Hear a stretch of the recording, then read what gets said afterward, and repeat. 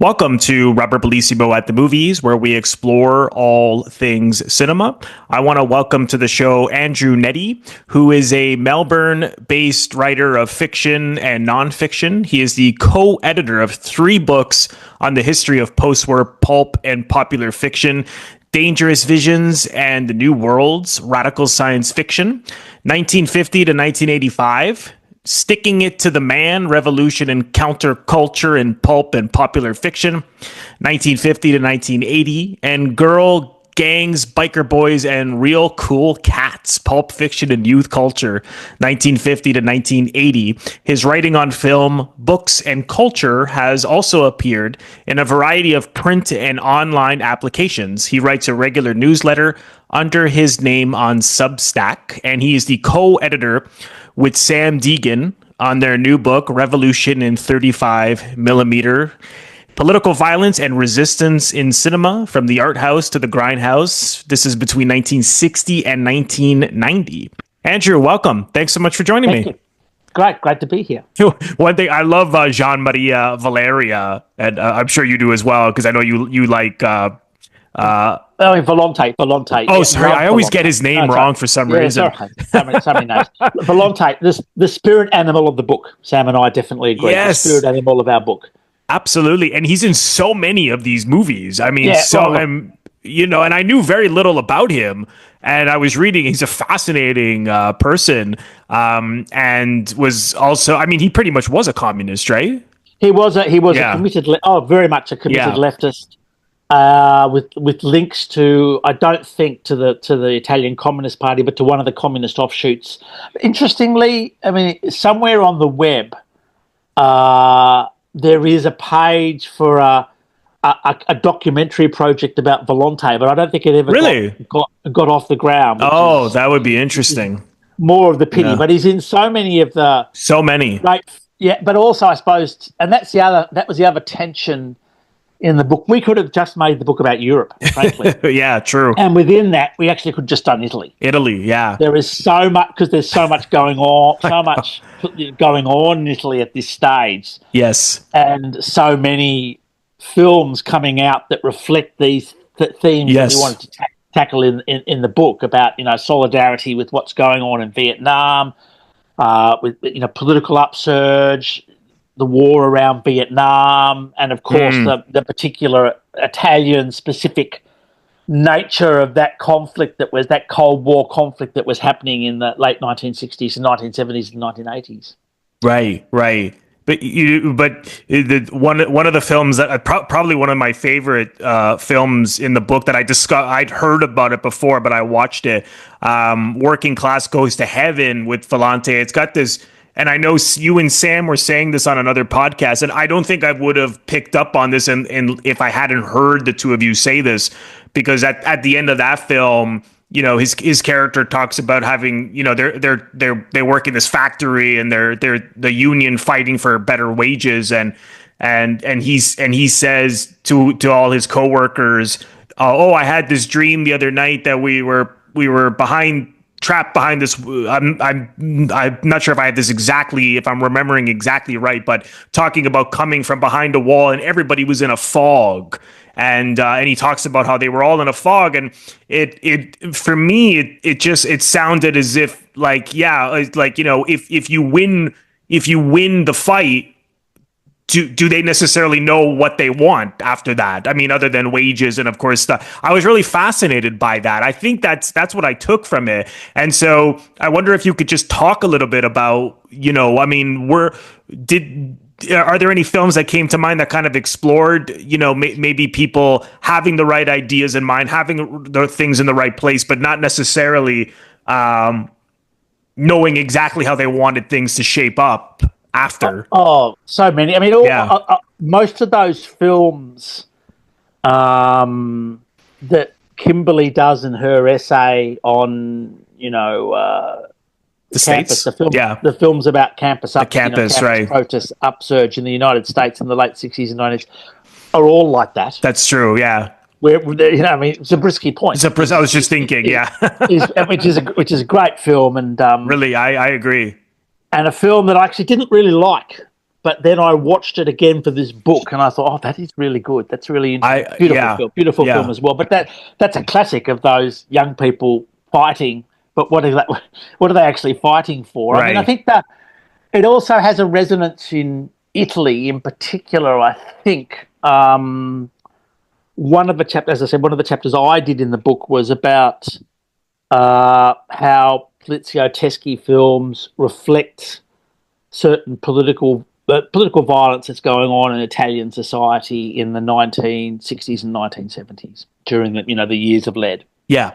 And there's a particular strand of polizioteschi films which I would call sort of conspiracy polizioteschi.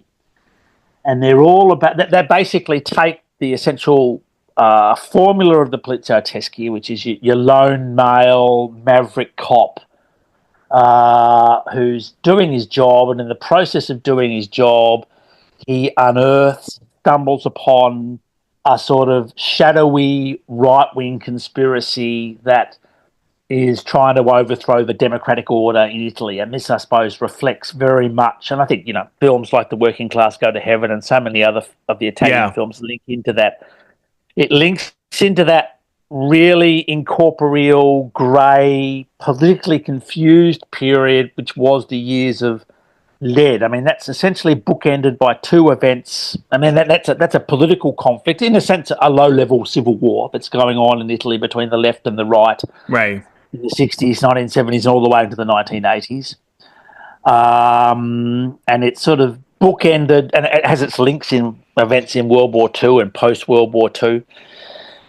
It's linked by these two events: the Piazza Fontana bombing. I think it's Fontana bombing in December 1969, which is a bombing of an agricultural bank, kills a whole lot of people. Initially blamed on the left, and then very quickly the media uncover the fact that it's far right extremists that have done the bombing. And then I suppose in 1978 there's the kidnapping by the Red Brigades of Aldo Moro. And and they subsequently kill him. And there's a whole movie on that as well. There's actually a Gian Maria Volonte film. That's right. Toto Moro. Yeah. Based on a Leonardo Sciascia book. Called One from the Other, I think. And Sciascia, and there's also, and if I'm not mistaken, Volonte, bless him, is also in the adaptation of Sciascia's The Aldo Moro Affair, which is a sort of look at the kidnapping and the events around it. But I mean, what's really interesting about those two political events is, despite how nation-defining, how politically significant they were in Italy in the late the 1960s and the 1970s, there's no consensus about actually what happened in those events at all. Like, even though it's the media reasonably uncovered that that it had been this far right group called the New Order, and the New Order was part of this right wing network that was worried about the direction that Italian society was going in, and so they staged what was sort of called a strategy of tension, and their strategy was a sort of series of provocations, and their aim was that they would just basically beat down the public, get them wary, and essentially sow chaos, and the public would start wanting a more wanting more order, wanting to bring back essentially a fascist state. And of course, at the same time, then you've also got a wing of the Italian student movement that's disillusioned by what's going on, and they sort of morph into there were several of them, several sort of student guerrilla groups that are going, that are urban guerrilla groups that are, the Red Brigades, which is the most popular. So even though there's agreement around that, there's agreement that the right kind of did the Plaza Fontana bombing, much like there's agreement that, the Red Brigades killed Aldo Moro. All the circumstances around those events, are completely unclear, and no one's ever really agreed on them. And so there's this murky, paranoid air, and these conspiracy polizioteschi capture that really well, because the conspiracies are never defined. They're always shadowy. Your hard-charging Italian polizioteschi cops, they always uncover the flunkies, the hitmen, the informers, but they never really get to the top of the investigation. and never get to the top of the conspiracy. Right. And I think, that reflects that period really, really well in Italy. I mean, my favourite of those films, we talked about very briefly about this, I think, in an email that we had. One of my favourite of that is Damiano's I Am Afraid. Yeah, I saw that one. Yeah, really good. 1977. Yeah.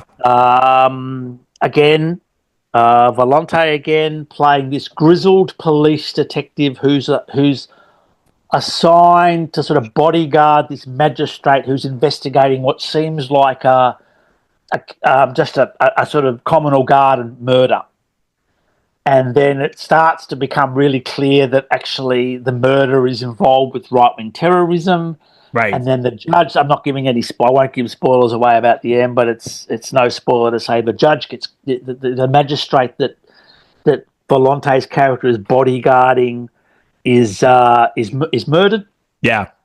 And so there's a new investigator brought on board. But I mean, I suppose that surprised me because I thought, we're only like 40 minutes in and the co-star's already gone. Yeah. And of course, Erland Josephson.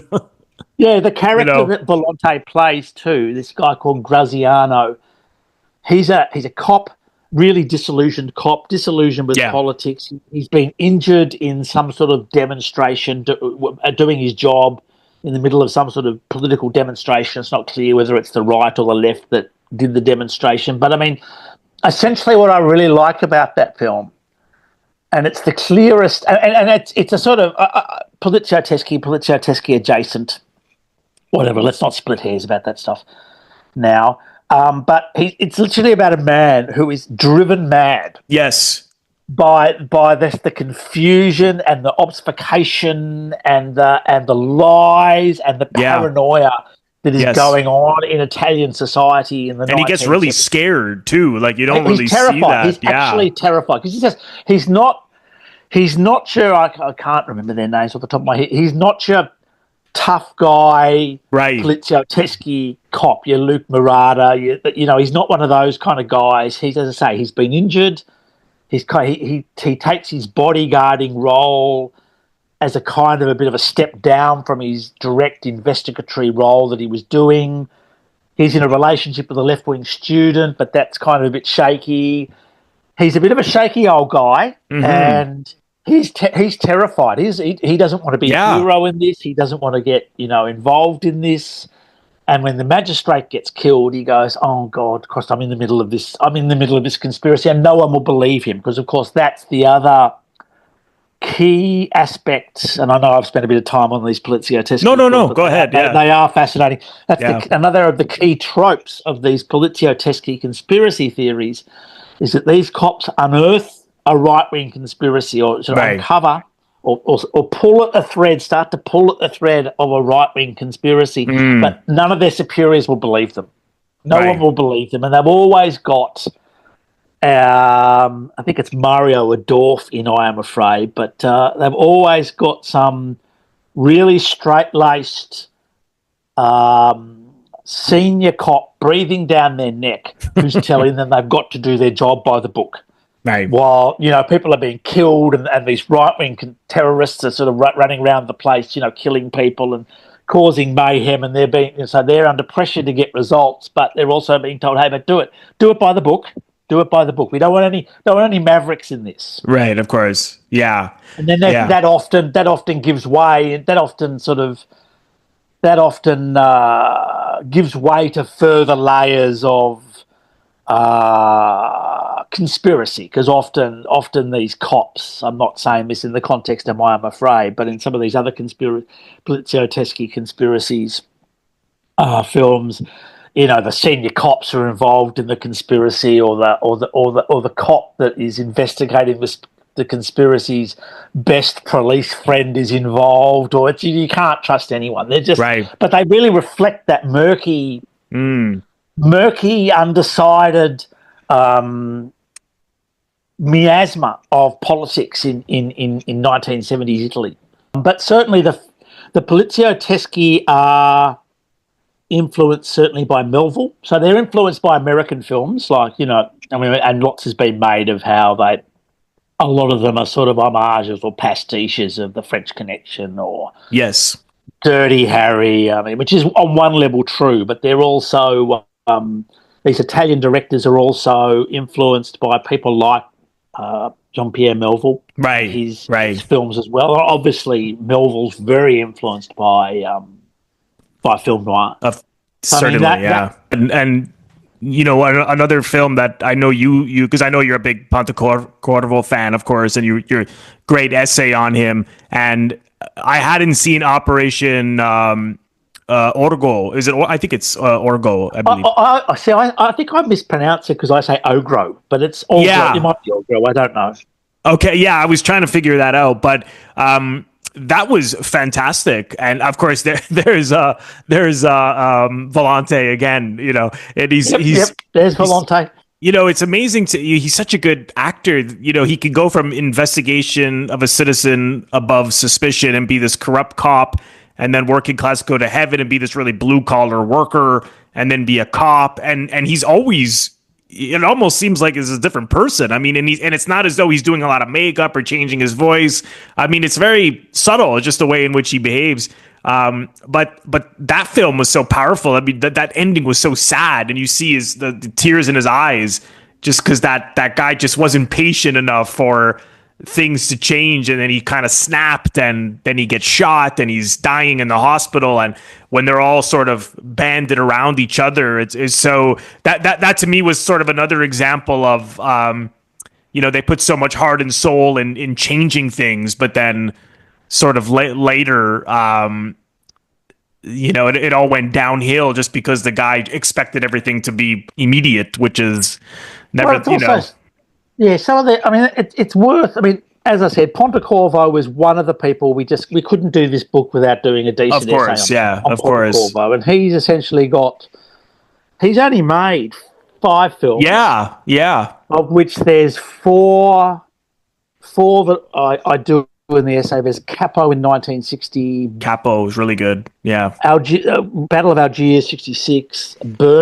Burn, yeah. 1969, and Operation Ogro in 1979. And those 4 films, and Pontecorvo's career through those 4 films is really interesting because he, maybe more than any other director in the book potentially, his films are just overtly a discussion about political violence. Yes, yeah.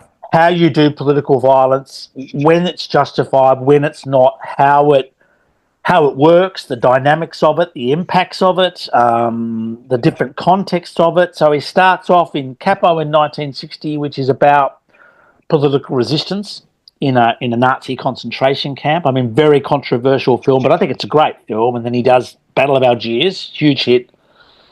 Burn, which is his kind of weird, well, I classify it as his kind of weird sort of semi-exploitation, semi-art house film, very much riffing off what's going on in Vietnam. Brando, that was actually Brando's favorite film. Brando playing right. Yeah. And for Brando to say that he even had a favorite because he trashed everything in Hollywood, for him to say he was even fond of one thing he was in is a big deal. Yeah, well, Brando playing a British mercenary who's basically employed to go to a Caribbean sugar-producing island and take control of the island for the British. But the film is also about, I mean, it's a cipher for Vietnam, but it's also about one of Pontecorvo's fascinations, which was the work of Frantz Fanon. Of course, Frantz Fanon, The Wretched of the Earth, and Fanon doing a lot of work about the psychology of colonization and how you remove the psychology of colonization. And Byrne is very much exploring that theme. And then he's not doing another, you know, Pontecorvo's not doing another film for 10 years, and then he does Operation Ogro, which I think is his least known film. And I agree with you. It's actually my favourite Pontecorvo film. And so it's a sort of drama. I like it a lot. Yeah, drama documentary, and it's essentially based on a real-life event, which is when members of the separatist Spanish organisation, Basque separatist organisation ETA, in 1973, they assassinate Franco's the then ailing Franco's second in command, a guy called Luis Carrillo Blanco, who was known as the Ogre. And Blanco is being set up. They can see Blanco is being set up to take the reins from as I say, the ailing Franco, and so they assassinate this guy. But it's you look at Battle of Algiers, and Volonte is one of the group of ETA people who are going to who do the assassination, and then there's a sort of dual time frame in the film. Yeah. So there's the assassination during the what we now know as the tail end of the Franco period in Spain, and then there's a period it bounces between that period and this period after, where the sort of members of the ETA group that killed Blanco have gone their separate ways. Volonte's character has become a sort of parliamentarian, a Basque parliamentarian who believes in a sort of peaceful road to political change. Excuse me. And one of the other people has remained very much in the shadows as a sort of political terrorist, believes that we've got to take this by violence. Right. It's you look at what a joyful film. It's got some very serious themes in it, and it's got some very pointed political violence in it. But Battle of Algiers is an expansive, at times joyous, really celebratory, large, fast-moving film. Really captures that spirit of 1966. Things are changing, and it captures what's going on in Algiers, and it captures the ferment of that of what's happening during that war in Algeria. And then Operation Ogre is very claustrophobic, and in fact, even parts of the film are even in a tunnel that they're building to part of the assassination plot of Blanco. Very dour, questioning now. Oh, is this political? Is this extra? Is this parliamentary? Is this urban guerrilla violence really the way to go? Right, the doubts they had, which I really, because you don't often see that in enough political films. And I thought that's really, because I would imagine people, of course, we all have doubts about everything. You're going to do something like that, there's got to be doubts. Well, that's also captures what's going on, and that looking at that broad period we cover, the 60s, the upsurge in the late 60s. That upsurge starts to sort of peter out. Oh, it doesn't peter out. It takes other forms, but that sense of global revolutionary change that you see in 68 starts to sort of die down. And then certainly in Europe, what you have is, we talked about Italy, where there's a sort of strategy of tension, where the right and the left are in this shadowy guerrilla war with each other. Right. And so post 75 is when the Franco regime falls. That's right. Yeah. And this was something I didn't realise, because there's another film that's covered in the book called 7 Days in January, which is a Spanish film that looks at this period. The period directly after the downfall of Franco, of course, the fascist elements in the political apparatus, big business, the military, and they don't want to bar this democracy, and they're trying to sabotage it.